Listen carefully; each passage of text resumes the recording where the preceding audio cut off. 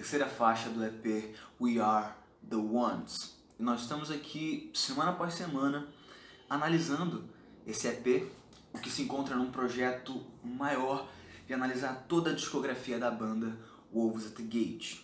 E aí, se você nunca ouviu a faixa Heralds, eu vou colocar o link na descrição, você vai lá e dá aquela ouvidela.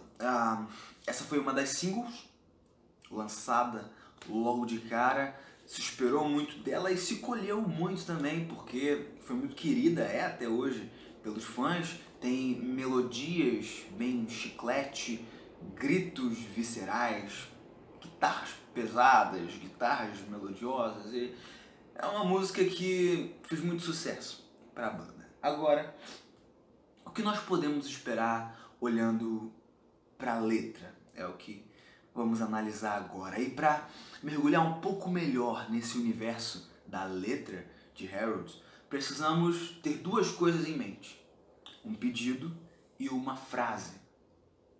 Essas duas coisas são dois momentos que acontecem na música. E a partir disso, nós temos a base do que desenvolve o diálogo que é essa música, porque a música é um diálogo entre Deus e o ser humano. Pois bem, então, vamos analisar o pedido e a frase, tendo em mente que ambos vêm da parte humana da canção, só para conseguirmos nos situar. Afinal, Deus e homem, tem o eu lírico humano e o eu lírico divino. Vamos olhar primeiro para o eu lírico divino e entender de que pressupostos esse eu lírico parte.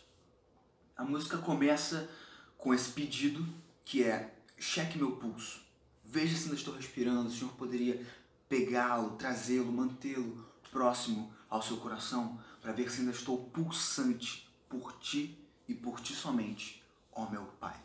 E aqui dentro desse pedido nós vemos que existe, na verdade, três pedidos. O primeiro, mais claro, é um pedido de checagem de vida. Ele olha para Deus, ele está em oração, e tudo na música contribui para pensarmos assim, passagens bíblicas, a forma como ele se refere com quem ele fala, e etc, etc, etc. É uma oração, ele está falando com Deus e ele pede: Senhor Deus, veja se eu estou vivo. O que pode parecer meio estranho, porque se eu estou orando, obviamente eu estou vivo. E aí existe um paralelo que por vezes é feito entre viver e existir. E aí, nesse paralelo, a diferença é que viver é você conseguir aproveitar a vida ao máximo do que é visto como aproveitar, enquanto existir é simplesmente você deixar a vida te levar e não realmente degustar o melhor da vida. E aí, quando nós pensamos nesse paralelo aplicado à Bíblia e a uma oração, é fácil entender que o que ele está pedindo é se existe uma vida nele além da vida corriqueira. E aí nós podemos olhar, por exemplo, para Efésios, onde o apóstolo Paulo vai dizer que nós estávamos mortos em delitos e pecados. O pressuposto bíblico, a verdade bíblica, nos faz entender e ter isso como ideia anterior, né? Então, antes de pensarmos que temos vida, existe algo anterior a isso, que é a morte espiritual de todo ser humano. E o lírico parece estar ciente disso. Ele olha para Deus e fala: Senhor, eu estou vivo. A palavra diz que Cristo, o Espírito, vivifica. Portanto, esse pedido pode ser entendido como: eu tenho Cristo na minha vida. Senhor, checa o meu pulso. Essa pulsação é a pulsação de alguém que tem a vida de Cristo, que foi vivificado pelo Espírito. Essa é a primeira parte do pedido. A segunda parte do pedido é um pedido de manutenção. Além de olhar esse pulso, ele pede: o Senhor poderia pegar esse pulso e trazê-lo, mantê-lo próximo ao teu coração?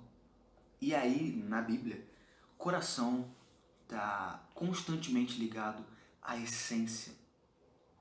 E Deus, claro, é a vida. A vida flui de Deus, tudo que é vivo flui da essência de Deus. Portanto, além de perguntar se ele realmente é vivo, se ele realmente tem a vida de Cristo nele, tendo ou não, estando morto ou não, ele pede para permanecer próximo à essência de Deus. Porque se ele estiver morto, se aproximado da essência, vai viver. E se ele estiver vivo, ele precisa estar próximo dessa fonte para continuar vivo, como uma raiz, sabe? Se você arrancar pela raiz e não tem mais de onde tirar a essência, morre.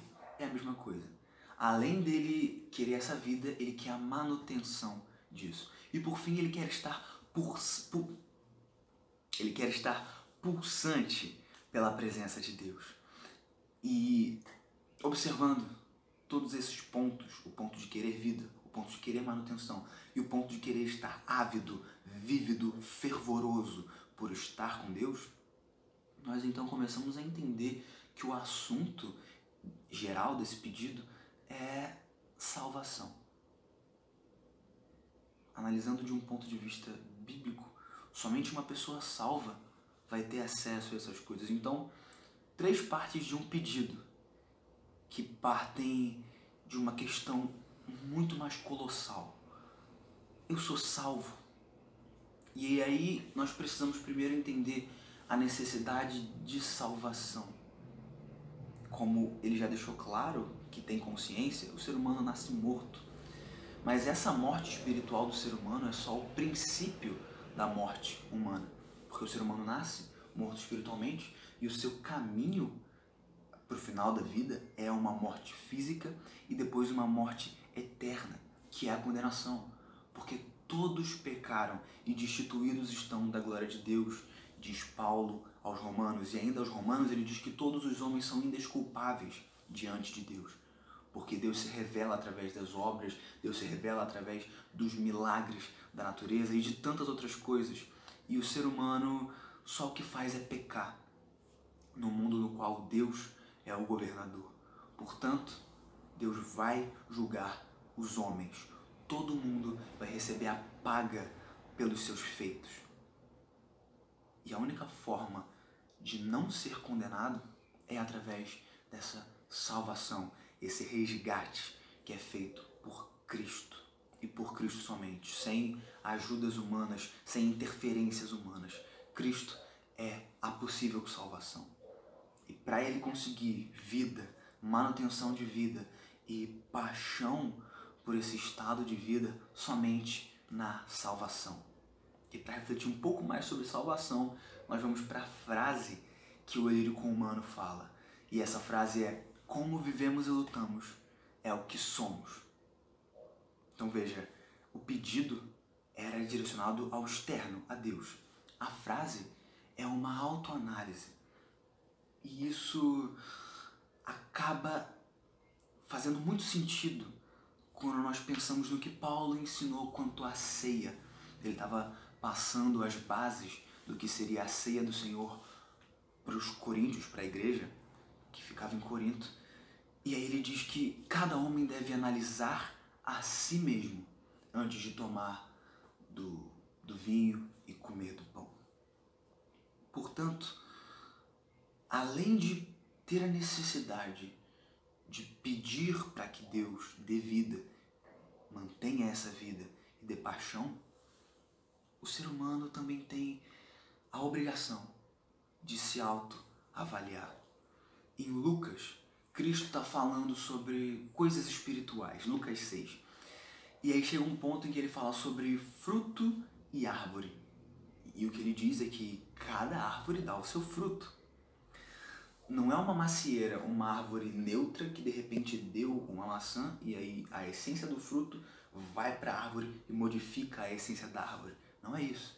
A essência é de macieira e por isso ela dá maçã. E ele termina esse conjunto de texto falando que a boca fala do que o coração está cheio. Então veja, mais uma vez, coração, essência. A essência da minha vida vai colocar para fora palavras.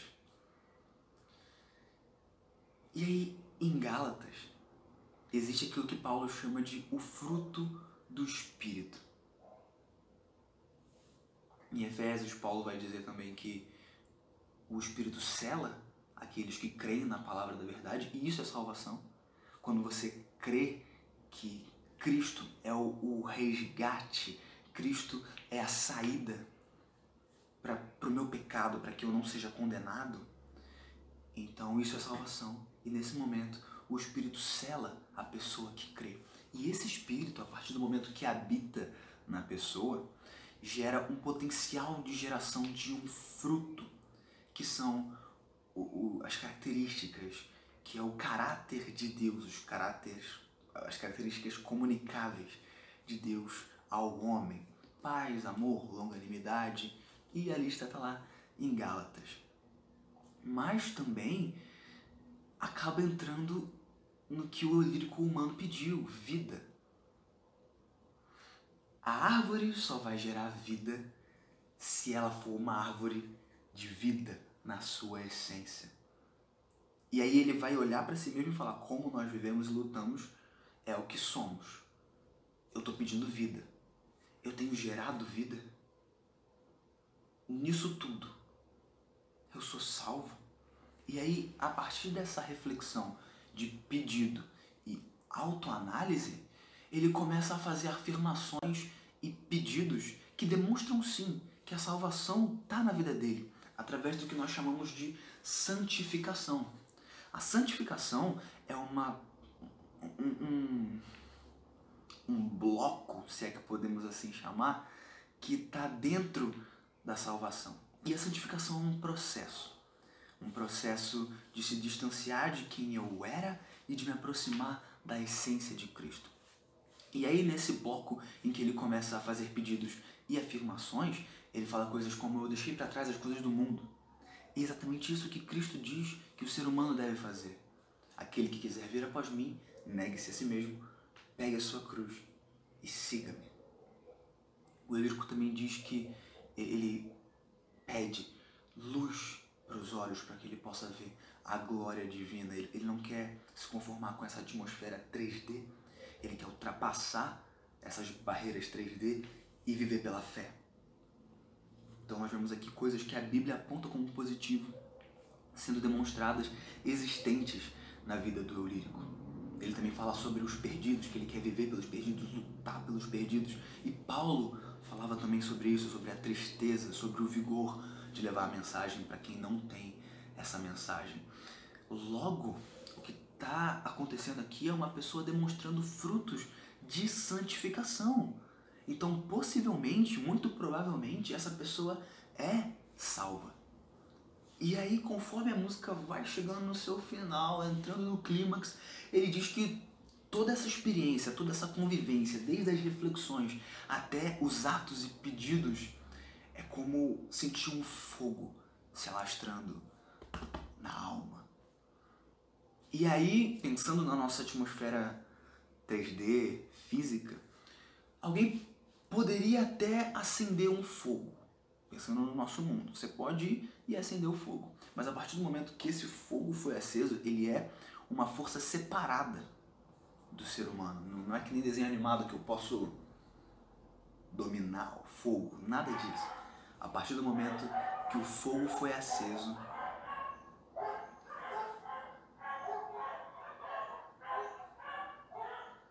os cachorros começaram a latir.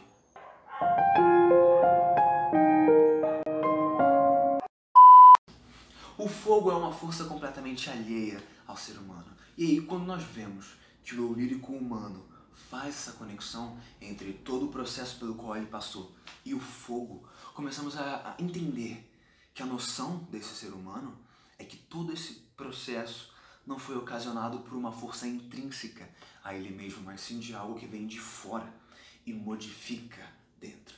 E então, nós vamos começar a observar a parte divina desse diálogo, onde entra o eu lírico de Deus nessa canção. Pois bem, eu quero chamar a atenção para 3 frases que são atribuídas a esse eu lírico divino e que dão as bases sobre o que essa canção defende, sobre a posição de Deus em todos esses aspectos de reflexão, de autoanálise e de salvação. Onde Deus age em tudo isso? Vamos lá. Primeira frase. É uma paráfrase, creio eu, de Isaías, onde o profeta adentra o templo e então ele vê o trono do Senhor. E nessa visão celestial, ele percebe o seu pecado de ai de mim que vou perecendo. É purificado em meio a toda essa contrição. Deus vai, purifica a ele, e então o profeta ouve Deus dizer: quem enviarei e quem há de ir por nós? Portanto, veja, o eu lírico humano está disposto a viver por Deus. O eu lírico humano está disposto a ter vida. O eu lírico humano está disposto a ir, mas somente porque Deus está disposto a enviar. Todo impulso, toda predisposição para que uma conexão entre o homem e Deus aconteça, esse religar, que é de onde vem religião, o religar do homem para com Deus, nunca vem da parte humana da história. É sempre Deus que toma a iniciativa. Afinal, como nós vimos, se o ser humano está morto, como que o morto consegue escolher alguma coisa? Até mesmo estar vivo. Nunca alguém num enterro, no caixão, vai falar: poxa, eu queria tanto estar vivo. Está morto. Não tem escolha. Não é ele que toma a iniciativa. É Deus que vai e vivifica. E não somente isso. Porque a segunda frase de Deus nessa canção é: tudo o que você é vem de mim. Portanto, não é só a iniciativa, o poder de iniciar o processo, mas também a aplicação do processo. Toda a glória de tudo que é feito de bom por um cristão, e até mesmo a aplicação do poder de Deus, da vida de Deus na vida de um cristão, não vai para o homem. O mérito não vai para o homem. O mérito vai para Deus. Paulo vai dizer que nós somos salvos pela graça, não por obras, para que ninguém se glorie. Mais ou menos isso. Não por obras, para que ninguém se glorie. Não tem ninguém que possa se gloriar diante de Deus, porque ninguém é salvo por fazer algo. E tudo que alguém faz é porque Deus aplicou o poder na vida dessa pessoa. Deus dá a iniciativa, Deus dá o poder para aplicação na vida. E por fim, Deus também dá o poder para levar essa vida para outras pessoas. A última frase é uma paráfrase do que Paulo fala para Timóteo. Timóteo era um jovem pastor, Paulo um apóstolo, e ao que parece Timóteo era um pouco tímido. Então Paulo escreve para Timóteo e diz: Deus não nos deu um espírito de temor, de medo, mas de poder, amor e moderação, para levar o evangelho a outras pessoas. E aí na música, o lírico de Deus fala: não te dei eu um espírito de poder e amor? Veja, a iniciativa, o poder de aplicação e também o poder para levar isso para outras pessoas, tudo flui de Deus. E aí sim o lírico consegue pedir coisas para Deus e se autoavaliar. E quando essas coisas se juntam, o lírico finalmente descobre quem ele é. Ele afirma a sua identidade. Eu sou um arauto. O mesmo apóstolo Paulo vai dizer que nós somos como cartas vivas. A mensagem está em nós. E o arauto é justamente isso, aquele que leva a mensagem de outro alguém para outros alguém. O lírico olha para si mesmo, olha para todo esse processo e fala: é isso. Eu sou um arauto, eu quero levar essa mensagem, eu quero viver essa mensagem, eu quero ser uma carta viva. E aí nós poderíamos pensar que, por ter chegado nesse clímax de descoberta de identidade, tudo vai ser um mar de flores. Poderia acabar por aqui a narrativa e é isso: olha, me descobri, sou um arauto. Mas a música acaba com um tom tanto quanto agridoce, porque Deus olha para essa pessoa, Deus vira para essa pessoa e fala: você vai sofrer. E é o que Cristo disse: no mundo tereis aflições, você vai sofrer. E o arauto responde: continua me enviando. Eu vou sofrer, mas continua me enviando. Eu entendi que é para isso que eu existo. E então Deus termina a canção falando, o lírico de Deus: a minha força está em você. E a força de Deus é a força mais forte do que qualquer força que você possa imaginar. Então é um sabor agridoce.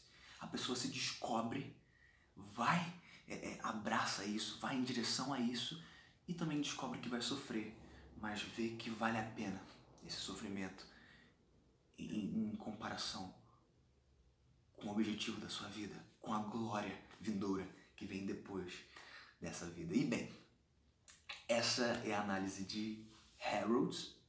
Espero que tenha te abençoado. E voltando com a ideia de que esse EP fala de uma narração. Nós vimos na primeira faixa uma pessoa se despedindo. Na segunda faixa, essa pessoa aparentemente morreu e gerou reflexões às pessoas que ficaram e uma vontade de servir a Deus. E então, nessa canção, nós vemos uma crise para saber se existe a salvação na vida da pessoa que quer servir a Deus e então uma afirmação de identidade. A conclusão que essa música parece chegar é: sim, eu sou salvo e eu quero ir. E que isso possa abençoar a sua vida, que você esteja aí no próximo vídeo